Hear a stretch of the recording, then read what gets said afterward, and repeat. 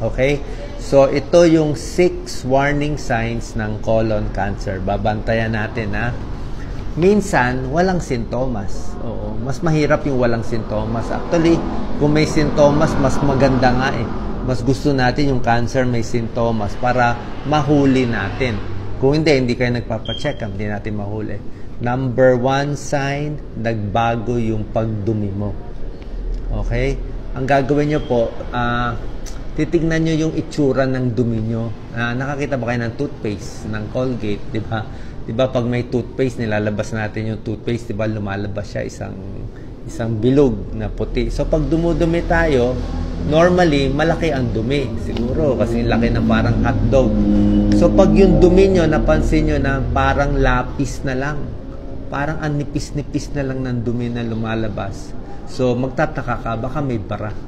Baka may bara sa rectum, sa colon. Kaya paglabas niya, maliit na lang. So, sabi nga dito, parang pencil-like. Kung parang lapis na lang yung dumi, tingnan natin. So, change in bowel habits. Minsan nagtatae, minsan constipated pa bago-bago. Pati yung dumi natin nag-iiba. So, pwede tayong magduda. Number 2 sign, yung bleeding. Kahit anong pagdurugo, di ba? Alam ko marami sa inyo pag dumumi, di ba? Masakit, di ba? Iisipin natin, almoranas lang yan, o kaya dumugo, o siguro pagpahid lang sa tissue, may dugo, baka anal fissure, nasugat lang. Pwede namang almoranas lang ang pagdurugo sa dumi.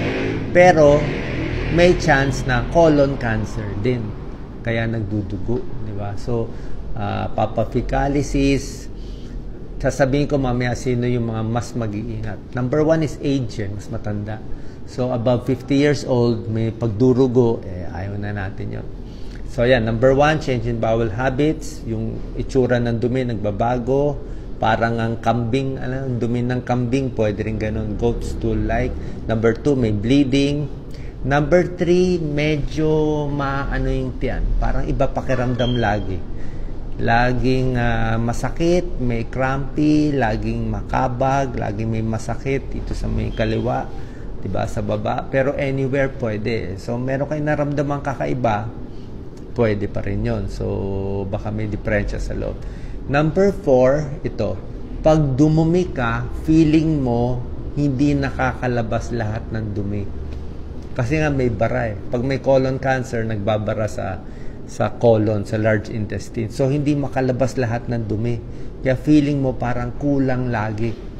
Kulang. Ang dami po may colon cancer. Ang daming may colon cancer. Ang maganda dito, kung maaga mahuhuli, stage 1, mauoperahan, buhay yung pasyente. Buhay. Hahaba yung buhay. Almost normal. Kasi nga, kahit anong cancer sa katawan, tinatanggal. Cancer sa suso, tanggalin yung breast. Cancer sa thyroid, tanggalin yung thyroid. Cancer sa matres, tanggalin yung matres. Cancer sa bowel, large intestine, puputulin yung large intestine. Talagang tinatanggal eh. O minsan, cancer sa paa, tanggal yung paa. Ganun talaga. Pag may cancer, tanggal. O, kung kaya matanggal. Kung hindi, kinikimo at iba pa. So, yan na. Number 4, feeling mo hindi nalalabas yung dumi. Number 5, syempre pag may cancer, weakness. Laging mahina, laging pagod. O bakit laging pagod? Kasi nga merong mga DNA mutation, nagloloko na yung mga selula eh. Number 6, namamayat. O halos lahat na may cancer, namamayat talaga. So pag pumapayat, di ba? Kaya minsan pag tayo magkakasama sa bahay, hindi mo halata, pumapayat o tumataba. Kaya maganda nga, nakita mo, hindi mo kakilala. Uy, ba't pumapayat ka ngayon? So, duda tayo. Foggy, Kanina, lamig, 21 degrees. So, yan po nangyari. Anong dahilan? Bakit nagkaka-colon cancer? Yung mga risk factors. Mamaya, tuturo ko. Mga smoking, alcohol, matataba, salami, ham, fast foods, kasama yon. Ang risk factors ng colon cancer, number 1, nagkakaedad. Oo. Kayo po, mga kamag-anak nyo, ilang taon nagka-cancer? Edad 50, edad 70, edad 80. Mas gusto natin nagka-cancer sila ng 80, 90 years old. para at least umabot muna. Ayaw natin yung bata. Ayaw natin yung mga 50s pa lang, 55 years old, nagka-cancer na maaga yun. Kung meron kayong history ng polyp, pag may polyp dun sa colon, o ba kung na-colonoscopy kayo, may lahi kayo ng cancer, o ito po, risk factor na babantayan nyo, low fiber. Mahina kumain ng gulay, prutas. Pag mababa ang gulay at prutas, higher risk for colon cancer. Kaya ang katulad ngayon, order kami. So, order ko chop suey. Si Doc Lisa, order toko at baboy. May baboy palagi. So, at least may chop suey naman sa low fiber, masama. High fat diet, masama. Sedentary, laging nakaupo. Tsaka mas gusto, ayaw din. Ito po hindi talaga risk factor, pero may nagsasabi yung laging constipated, yung 3 araw, 4 na araw bago dudumi. Baka lang naiimbak yung dumi. So yung dumi nandun, nakadikit sa colon, baka magbago. Siyempre, dumi is madumi na yun eh. So mas gusto mo, mas regular yung pagdumi. Kaya sabi ko nga, more gulay, more prutas para, di ba po? Ganun lang talaga tayo para gumanda ang chance na hindi tayo magka-cancer. Gulay na, bawasan yung mga karne, pati meat, mag-exercise, diba? Relax lang. Ito pa, risk factors, diabetes. Diabetes, risk factor na for colon cancer. Obesity, malaki ang, matataba ang kinakain. Maraming kinakain. Smoking, risk factor sa lahat. Lung cancer, pati alak. Alak, very high risk siya. Kala nyo mababa, mamaya makita nyo, high risk ang alcohol. So, anong check-up? Minsan kasi wala naman tayong pera pang check-up. Actually, ang check-up ng doktor, by age 45, 50 years old, magko-colonoscopy ka every few years o every 5 years, every 10 years. Sa akin, medyo magastos eh. Colonoscopy, magkano yun? 20,000? O, diba? Tapos, pwede naman, kaya lang magastos siya.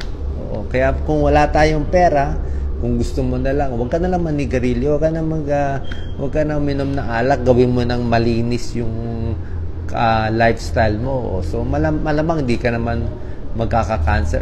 Naninigarilyo ka, o puro bisyo, tapos magko-colonoscopy ka every few years. Pareho din eh. Parang yung ibang smoker, gusto x-ray ng x-ray. Bale, wala na rin. Naninigarilyo ka na rin. So, hinihintay mo na lang makita. Pero yung risk ng magkaroon ng lung cancer, colon cancer, hindi mo pinapababa. So, lifestyle change, di ba? So, ito mga gulay, prutas, whole grains, napakahalaga. At merong isang gamot. May gamot na pampabawas ng colon cancer. Ito, yung mga taong high risk for colon cancer, alam nyo anong gamot nagpapabawas? Aspirin. Aspirin o yung mga pampalabnaw ng dugo, for whatever reason, hindi malinaw, nakakabawas ng risk ng colon cancer. Kaya lang, lahat ng gamot may pro, advantage, at may disadvantage, timbangan. Kaya hindi porke sinabi ni Doc Willie, aspirin maganda for colon cancer, lahat kayo inom ng aspirin. Hindi po ganun. Aspirin lang kung high risk ka, may lahi talaga kayo ng colon cancer sa batang edad, siguro maganda. O kung meron ka pang sakit sa puso, o baka maganda rin yan. Post-stroke, yung maganda. Pero kung ikaw ay may ulcer, nagdudugo lagi tiyan mo, mahapdi lagi tiyan, ayaw mo ng aspirin. Diba? Ayaw mo aspirin, baka magdugo yung tiyan mo. Kasi merong aspirin-induced gastritis. So, timbang yan, timbang. So, pag mas maraming benefit yung aspirin, takot ka sa heart attack, takot ka sa stroke, tapos meron kang high risk for colon cancer, pwede yun. So, doktor magbibigay niyan. Okay?